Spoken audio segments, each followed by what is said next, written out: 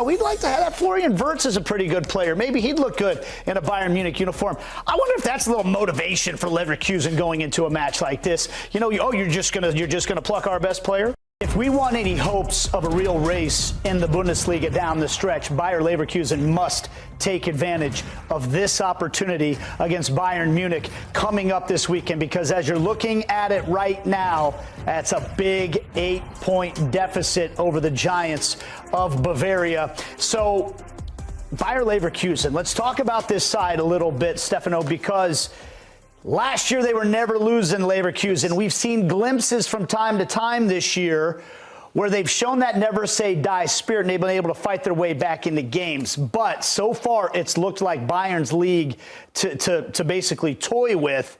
Should be a fun matchup. I mean, a lot of attacking prowess, good young talent on each side, but it's massive for Leverkusen to try to get all 3 points here. And it's huge that they'll be playing at the Bayern Arena, obviously, in front of their home fans.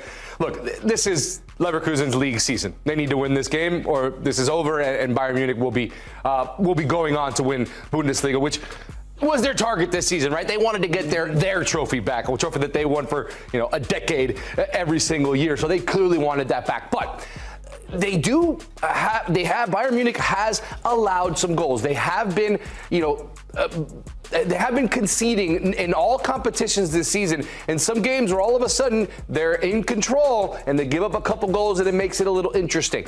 If Bayer Leverkusen is able to come out with everything they have in this game, with their home fans, Florian Wirtz on the top of his game, I do think that there is an opportunity here for Leverkusen to sneak a win past their rivals. I really do believe it. We're seeing it with Vincent Kompany's side, where they all of a sudden, in games where you expect them to just dominate, they let a goal in, let another one in, and all of a sudden we have a game on our hands. And if Leverkusen can do that, they'll be a lot more difficult to turn that around against Leverkusen than against any other side in the Bundesliga. You look at these recent matchups here. Leverkusen got a win when the DFB Pokal, when they took on one another in December, a draw back in September. You go back to last season, Leverkusen got a couple of big wins as well. So they've had success against Bayern Munich, and they're going to have to try to keep it going in this one. Now, one of the interesting storylines when you talk about Bayern Munich is always they just pluck the best player from the other teams. And I think sometimes that can be a little frustrating when you watch this. And now all of a sudden, their owner is starting to talk about, we'd like to have that. Florian Wirtz is a pretty good player. Maybe he'd look good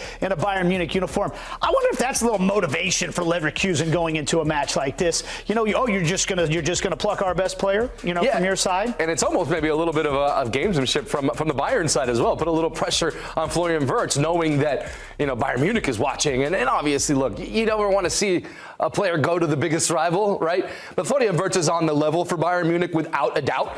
He is a top player. I think somehow he's still underrated in my opinion. I mean, look at this season, 15 goals, 11 assists in 34 matches, and he's just continuing on where he left off last season. For me, one of the top number 10s in the world, without a doubt, and he will continue to grow, I think, and be one of those top 10 or top number 10s in the entire world. But look, you never want to see, like I said, you never want to see kind of board members or owners or whoever it may be get involved in the pre-match banter. Then it just add another layer of fun to this, where obviously they want Florian Wirtz, Bayern Munich does. Well, guess what? He's at Leverkusen now, and he might score goals to make you sweat this season. So it'll be interesting to watch. In the sense of accuracy, it was Bayern president Uli Hoeneß who had that comment that said it would be a dream signing to have Florian Wirtz. We saw it back when Robert Lewandowski was playing for Borussia Dortmund and taking them to the Champions League final, and just plucked right over there to Bayern Munich. But for Xabi Alonso, we talk about what this means for the players, but it also means something for the managers. We're wondering, what's his destination? Is he destined possibly for a job like at a place like Real Madrid? How important is it for him? I guess not just this match, but the rest of this season, the way that Leverkusen finished things off. Yeah, for him personally, I think last year he was the hot manager, right? He wins the league title with Leverkusen incredibly, with undefeated, never losing, like we love to say. But now it's been a little bit of a tougher season. You're seeing, okay, he's had to deal with some adversity, and I still think he still has aspirations to go elsewhere. So he needs to prove that he can do this again, that it wasn't just a fluke last year with Bayer Leverkusen and the job that Xabi Alonso did. He wants a bigger job. And being able to stay in this battle and continue to fight till the very end, even when this team is not as dominant as it was last season, is still it's so massive for him to find ways to get results for his personal say and where he's going to end up going after this next job. And, we talk about the competitions that Bayer Leverkusen are still in. That sixth place finish could be big because they didn't have to deal with Champions League action this past week, where Bayern Munich had to go to a really, really difficult place to play in Celtic Park in Glasgow, Scotland. They got a 2-1 win there, but down the stretch, Celtic were really putting Bayern Munich under some pressure. They got one goal. They had many chances to get a second. And I just wonder, because they've got Celtic coming back to their place at midweek this coming week as well, how that plays into this matchup. Yeah, I mean, like we said, that difference, we talked about it earlier in the show with Inter and Juve, how that having those games midweek kind of really does affect how they can come out for this game. Maybe have to rotate a player or two. Maybe have to change some lineup, change some tactic to be able to be ready and fully ready for this match. I think that that's going to be a huge difference. And like you mentioned the Bayern Munich midweek against Celtic. They allow a goal against Celtic on the road. They're on the road against Bayer Leverkusen. This is a team in Bayern Munich, clearly the best team in Bundesliga, but a team that will concede some goals, and they have this season multiple times. So it is something that you have to look at, because if Leverkusen can take a 1-0 lead in this game, it's all hands on deck for Bayern Munich. But Leverkusen, they get a goal, they're going to feel they can win this game. And we look at the late drama for this Bayern Munich side over their last four games, and that can take an emotional toll on a team as well. And you just wonder, when you're getting keyed up for an emotional game in this one, will these different results, I mean, look, they're all dubs. They're all dubs, but do they take a toll at some point? I mean, yeah, I think they have to, and I think it's from a confidence standpoint, too. This was one that I remember perfectly, because they're fully in control, 4-0 against the side in Holstein Kiel, excuse me, that you don't expect to compete with Bayern Munich. You know what I mean? Like, especially when they're down 4-0, and then come back and they score 3 goals and make it a game. It's interesting, right? They have a lot of these opportunities, a lot of these situations where they're up and aren't able to calmly close out a game. It adds a little stress to them, and have to, make sure they have the right players on the pitch and make sure they can close a game out. That will affect them when they go against a team like a Bayer Leverkusen of that level. It will be more difficult for them. To be clear, this is not their last 4 games. This is over the last 7, but we're talking about these big leads that they had that they just didn't seem to be convincing in closing out. And I think that's relevant when you talk about a Leverkusen side that, going back to last year, has shown that even when they're down late in matches, they're not exactly out.